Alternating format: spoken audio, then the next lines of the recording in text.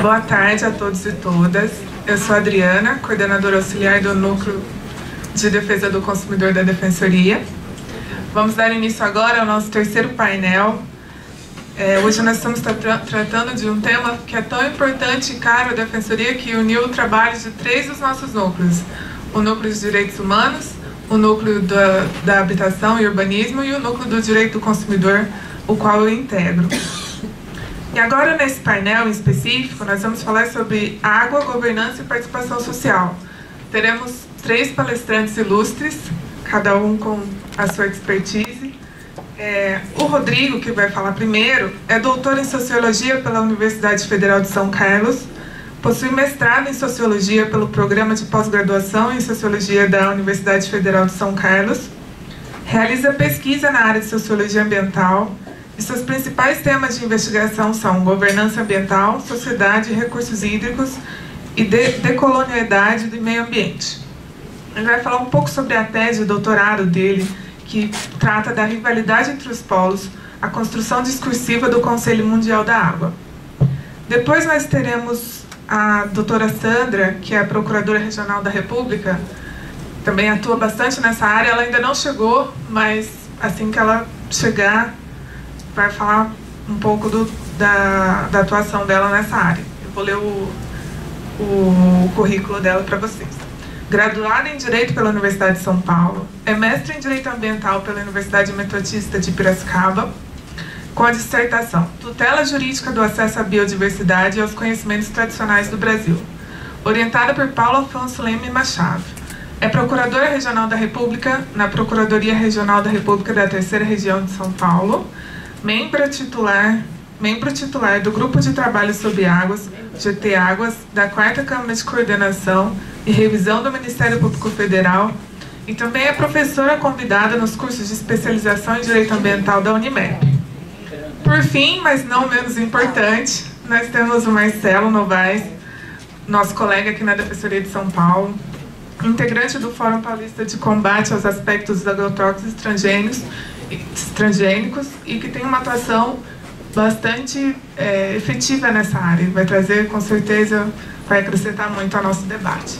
Bom, acho que a gente pode começar com o Rodrigo e depois passamos para o próximo palestrante. Obrigada.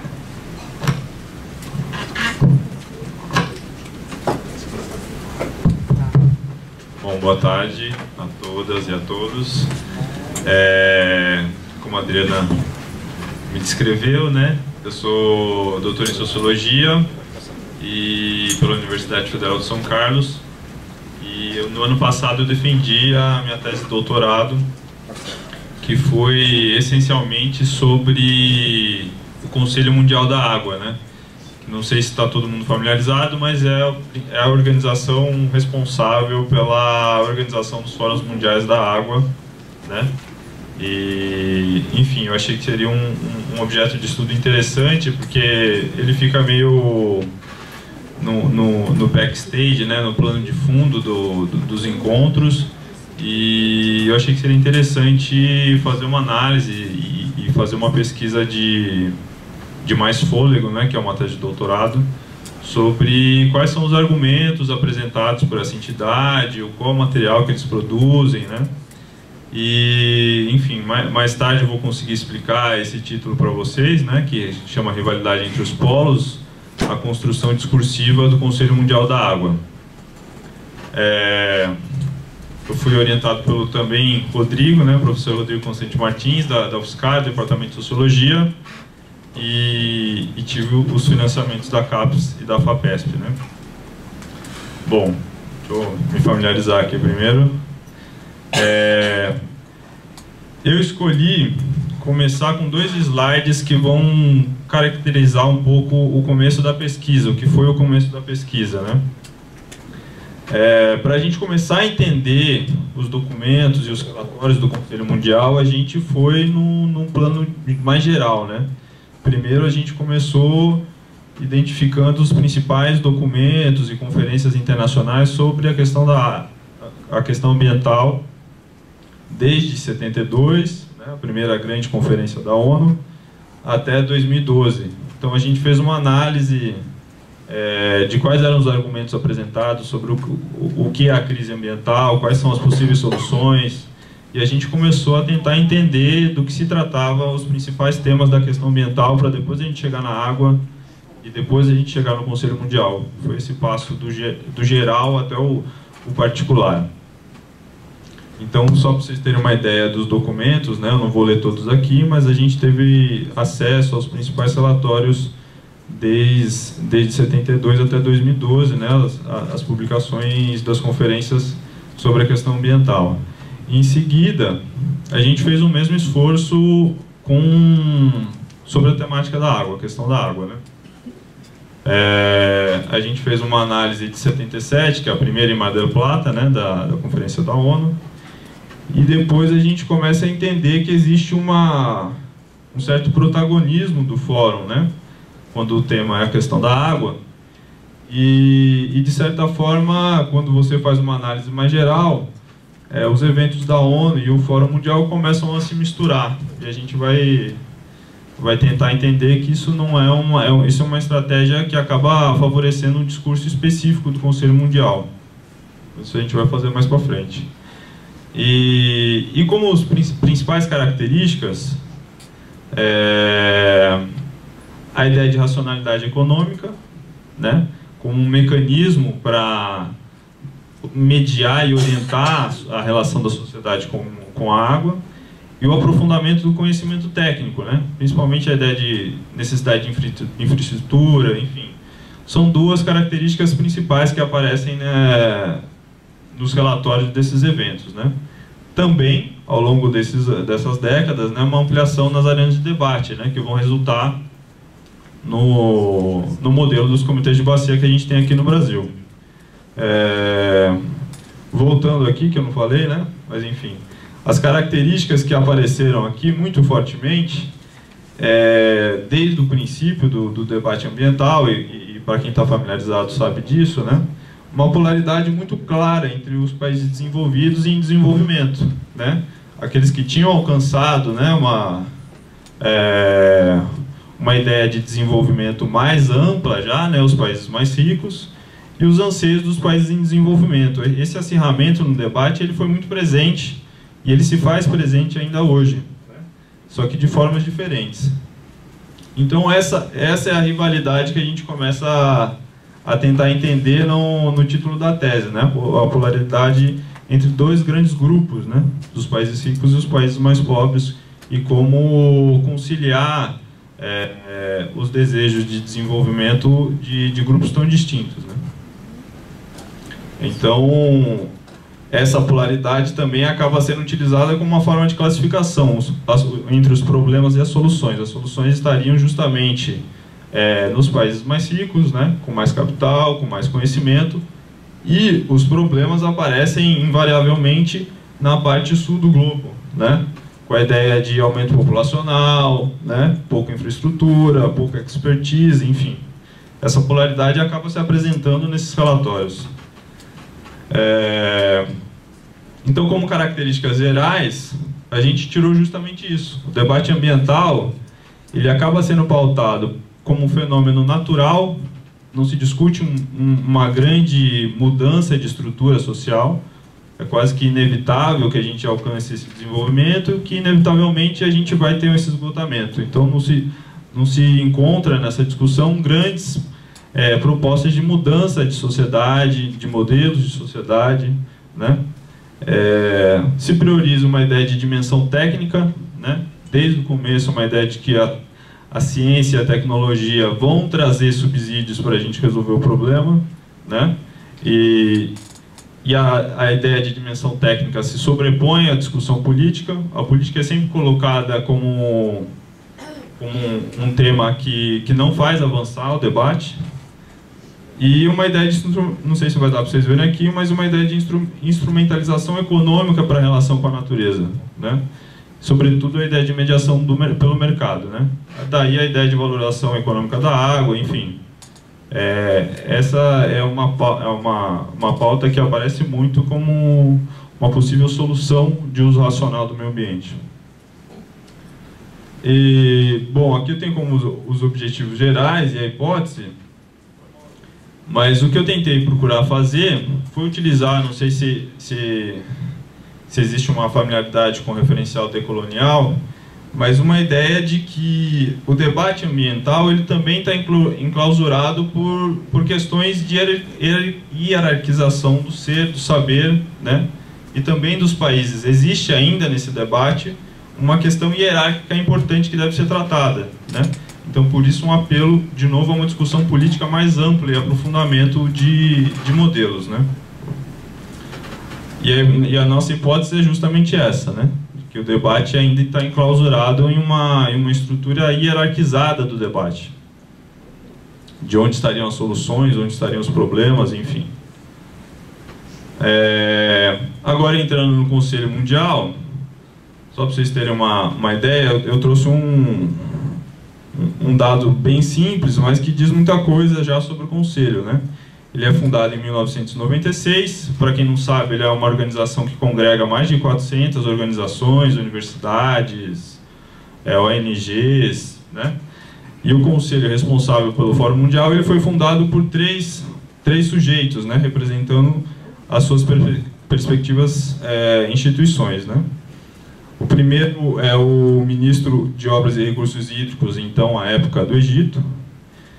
E o segundo, que seria o mais interessante para os nossos dados, é o René Colombo, que era, então, um representante da empresa Suez, que é uma, se não a maior, né, empresa de serviço privado, né, com relação à água, né, a maior empresa privada de água do mundo, junto com a Veolia e as duas francesas. E não por acaso a sede do Conselho Mundial fica em Marsella, né? E também, como um terceiro sujeito que é fundador do Conselho, é o Ali Chad, e é um braço do Ministério das Relações Exteriores do Canadá, né, que tem projetos de desenvolvimento, uma agência de desenvolvimento para países em desenvolvimento, né? Eles têm vários projetos, inclusive no Brasil. Eu não sei exatamente se continuam fazendo parte do Ministério das Relações Exteriores do Canadá. Mas só para vocês terem uma ideia, a Suez já está então na fundação do Conselho. E o que o Conselho Mundial busca se autodeclarar, né, como uma visão mundial da água, né? Ele quer, de fato, nos relatórios e nos documentos, se coloca como o portador da visão mundial da água, né? E o que a gente encontra, sobretudo, nessa produção discursiva, é uma produção discursiva que procura consolidar um mercado da água, né? Porque existe um problema, existe uma demanda por acesso à água, e a narrativa desses relatórios é de se tentar criar um mercado da água para então atrair investimentos, empresas, enfim. Sobretudo com a ideia de parceria público-privada. E, de novo, nesses relatórios, a ideia de eficiência e uso racional são categorias associadas ao setor privado, não ao setor público, né? Isso é bastante recorrente também nos documentos. Só para vocês terem uma ideia, né? Enfim, é uma tese de doutorado, demoraria mais tempo para apresentar, mas são os documentos publicados pelo Conselho que foram analisados nessa tese, né? Então, são documentos que vão de 2000 a 2015. E também curioso, né, o primeiro grande relatório que eles produziram chama World Water Vision, né, a visão mundial da água, Making Water Everybody Business, né? Então essa tem a ambiguidade de, né, um assunto para todos e também uma ideia de negócios, né? Eu trouxe aqui só 3 trechos de 2000, 2005 e 2010, que aí eles vão tentar se adequar à narrativa do direito à água depois da declaração da ONU. Mas em 2000, esse primeiro relatório que eu citei, a ideia central para o Conselho é que é necessário precificar os serviços de água ao custo total, né? Fazer com que a água esteja disponível a baixo custo ou gratuitamente não fornece o incentivo certo para os usuários, né?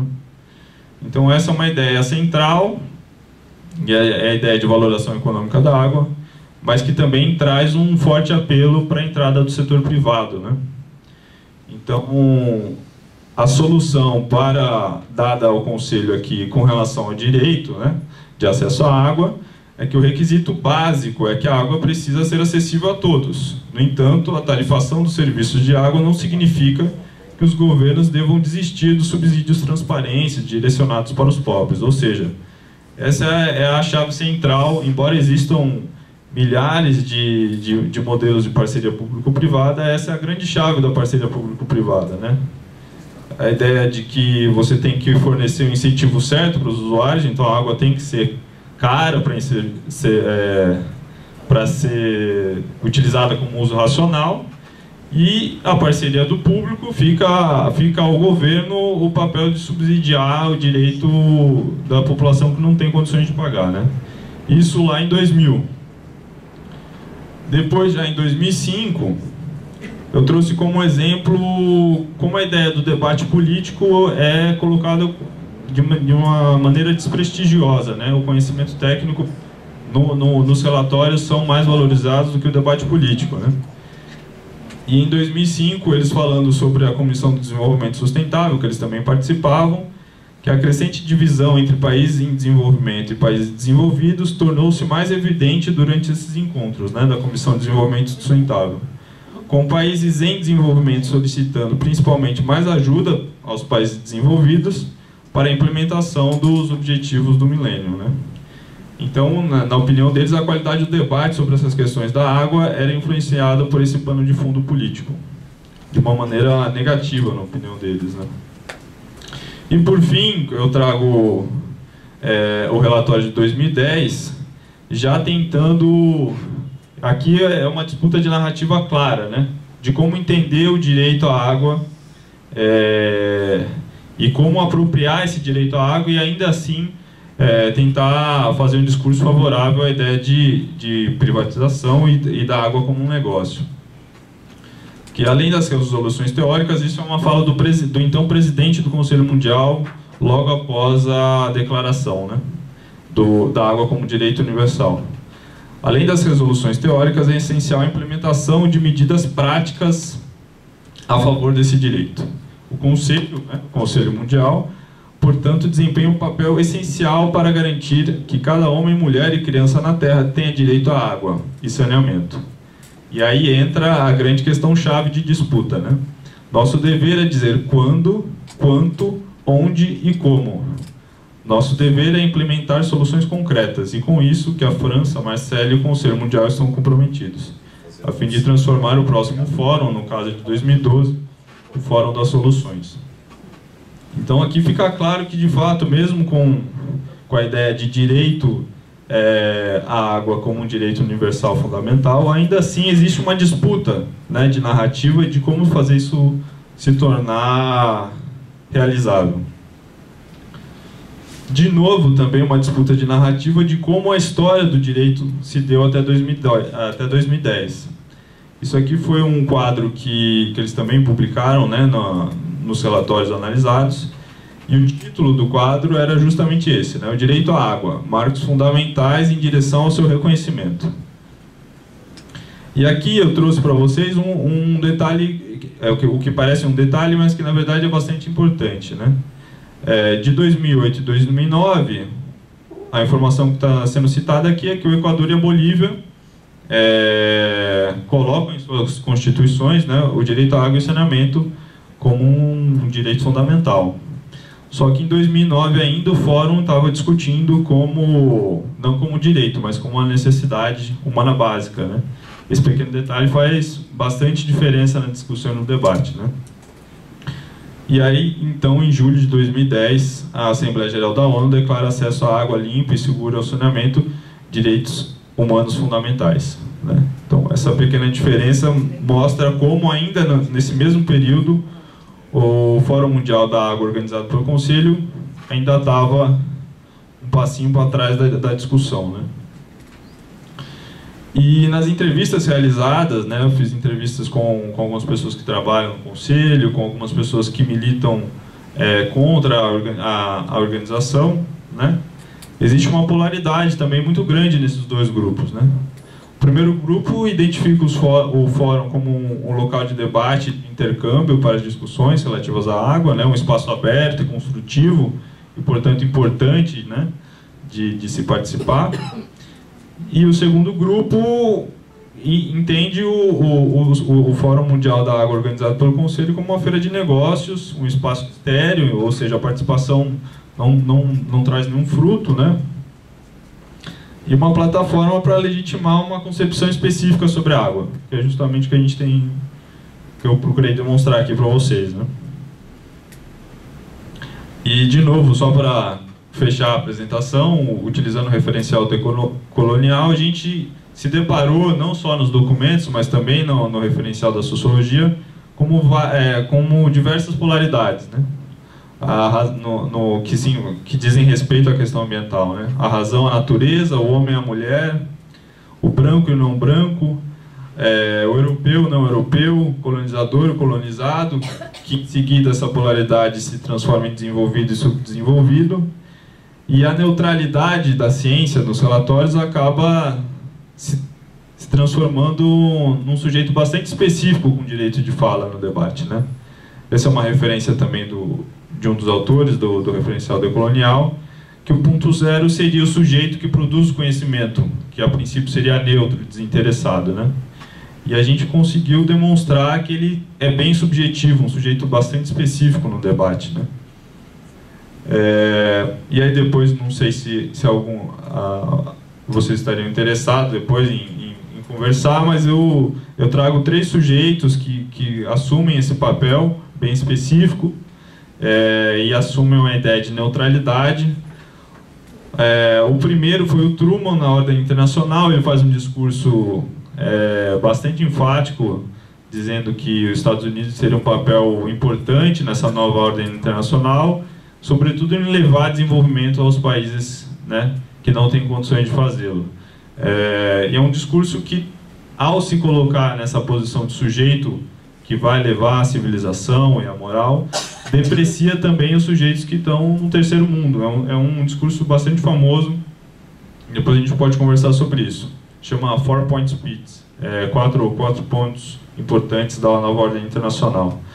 O Memorando Summers, não sei se alguém está familiarizado, mas o vice, um pouco antes, eu acho que da ECO 92, vazou um e-mail do vice-presidente do Banco Mundial sugerindo aos funcionários uma ideia de que por que não deslocar as indústrias mais poluidoras para os países mais pobres, até porque a expectativa de vida desses sujeitos é menor, então o efeito da poluição seria menor, enfim. Ficou bem famoso à época, e eu também coloco como um exemplo desse sujeito específico que se assume nesse direito de fala, né? E por último eu coloco então o presidente do Conselho Mundial, que se coloca nesse direito também de falar, será o Conselho que vai dizer como, quando e quanto cada um poderá ter de acesso à água para concretizar esse direito fundamental. Enfim, considerações finais, né? Eu coloco que os discursos dedicados à temática ambiental e à água objetivam uma concepção específica sobre o tema, né? E ao fazerem isso, recorrem a uma lógica classificatória, que sempre vai relegar o outro, não moderno, não civilizado, enfim, um papel marginal no debate, né? E no caso do Conselho, né, o esforço recorrente do Conselho Mundial da Água, presente nos documentos analisados, né, em se descrever como uma entidade neutra e universal, revelam, na verdade, uma postura interessada, né, em produzir um discurso que oriente percepções e práticas sobre a crise e a gestão da água. Bom, gente, foi mais ou menos isso. Obrigado.